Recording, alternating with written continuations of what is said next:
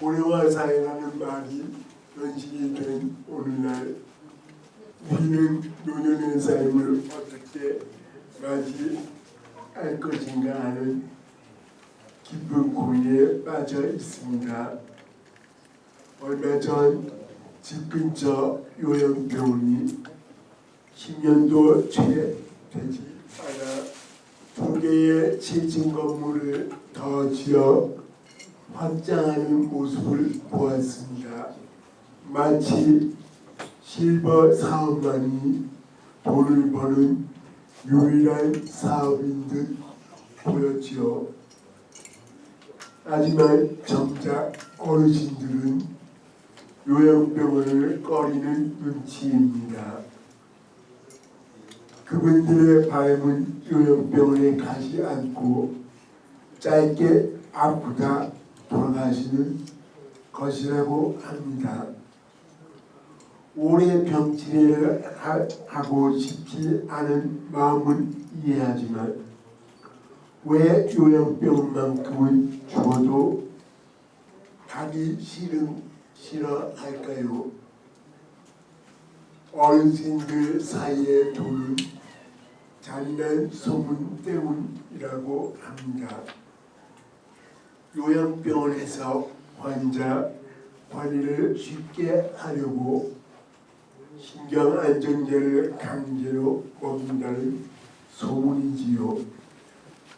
그 약을 먹으면 아무리 총명했던 사람도 정신이 멍해져 몇 주, 몇 달 만에 죽어 나간다는 이야기는 섬뜩하기까지 합니다.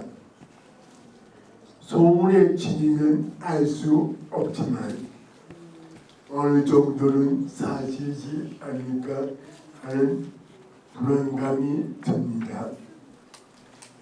치매 환자뿐 아니라 자기 주장이 강한 어르신들을 돌보는 것이 쉽지 않다는 것을 알기에 가족들마저 부담스러워하는 노인들에게 간축에게 하듯 잔인한 짓을 할 수도 있다는 걱정이 앞섭니다. 노인들의 눈빛에서 느껴지는 걱정과 두려움이 왜 이리 낯설지 않을까요? 1980년대와 90년대 저를 포함한 많은 장애인들이 본인의 의지와 상관없이 시설로 보내졌습니다. 가족에게 버려지고 사회로부터 외면당해 다시는 바깥 세상으로 돌아갈 수 없을지도 모른다는 생각은 큰 트라우마로 남아 살아갈 최소한의 의미마저 꺾어버렸습니다. 그곳에선 꿈도 희망도 가질 수 없었습니다. 그저 시간을 보내는 것이 최선이었죠. 저 역시 85년부터 9년 동안 시설에서 생활했습니다. 그러던 어느 날 꿈이 생겼습니다. 장애인의 꿈이 생겼다는 것은 살아갈 이유가 생겼다는 의미와 같습니다. 초등학교도 가보지 못한 20살 넘은 중증장애인이 바깥 세상으로 나가 사람답게 살아보겠다는 목표가 생긴 것이었습니다. 하지만 몸은 시설에 묶여 있었고 꿈은 절망에 묶여 있었습니다. 몇 년을 애타게 방법을 찾아 헤매었지만 보이지 않았습니다. 결국 자식의 열을 끊을 각오로 이거 아니면 죽어버리겠다는 마음으로 부모님과 싸우며 설득했습니다.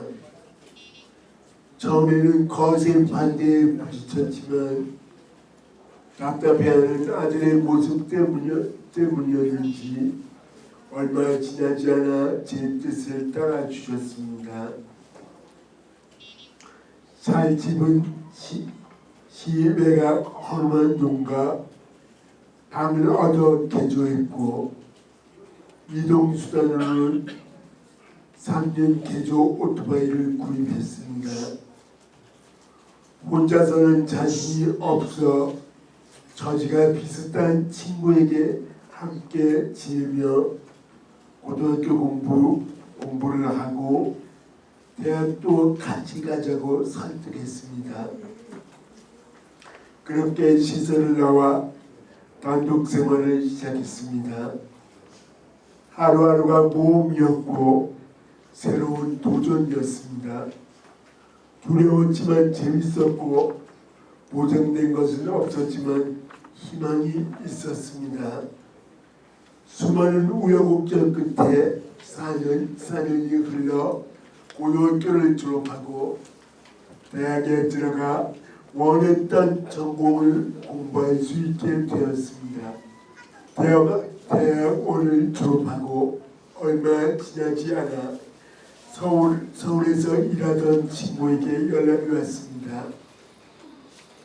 외국에서 시행된 장애인 정책을 국내에 도입하려는 토론회가 있으니 참석해 보라는 것이었습니다.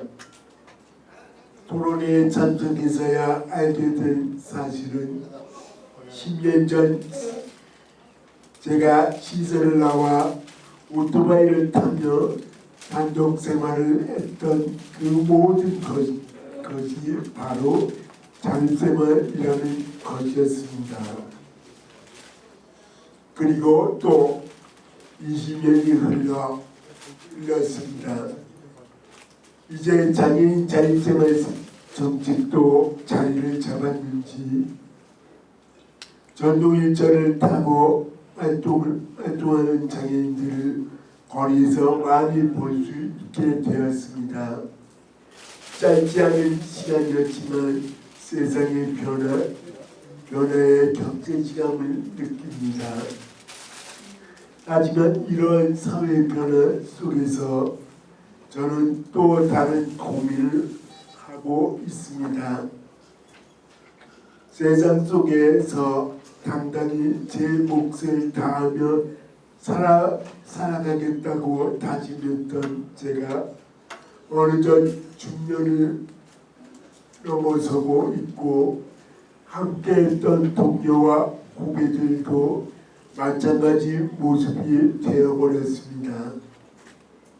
우리들도 서서히 노년을 고민하고 준비할 때가 오고 있는 것입니다. 그 불안 가운데 떠오른 것이 아이러니하게도 다시 시설이었습니다.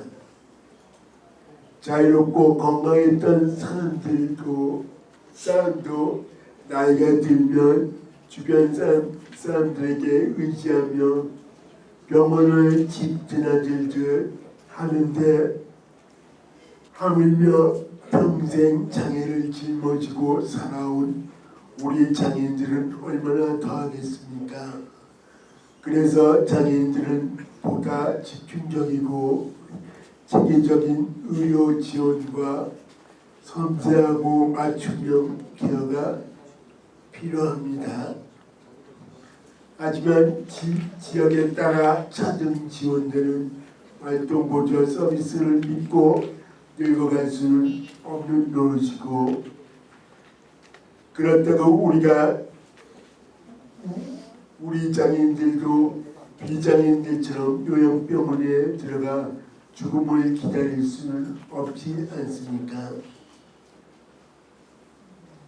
그렇다면 노년을 맞이한 장애인들을 위한 다른 대안을 만들어야 하는데 여전히 정부의 정책은 장애인 거주 거주시설 확대와 거주시설 개편에만 예산을 투여하고 있습니다. 또한 선거철을 맞이하면 정당과 정치인 모두 한결같이 달콤한 장애인 복지 공약을 약속했지만 그 약속이 공연물이라는 것을 우리는 너무 잘 알고 있습니다. 당선되고 나면 잊어버리는 약속이 되는 것을요. 지난 6월 3일 새 정부가 출범했습니다. 새 정부에게 간절히 바랍니다. 지긋지긋한 거주시설에서 살고 싶은 사람은 아무도 없습니다. 저는 공급자 중심의 시설 정책이 아니라 지역사회에서 당당한 주체로 살아가며 노년의 삶을 맞이하고 싶습니다. 지금까지처럼 사업자가 시설을 만들고 입소장을 모집하는 운영자 중심의 시설이 아닌 이용자들의 욕구와 필요가 반영되어 독립적이고 자유로운 개인의 삶이 보장되며 의료와 케어를 받을 수 있고 지역사회에서 일상생활을 영위할 수 있는 그런 노년의 삶을 살고 싶습니다. 새 정부는 장기적인 로드맵을 만들어 일관성 있게 정책을 추진해야 합니다. 고령화 시대 중증장애인의 노년의 삶, 우리는 어떻게 준비해야 할까요? 감사합니다. 네.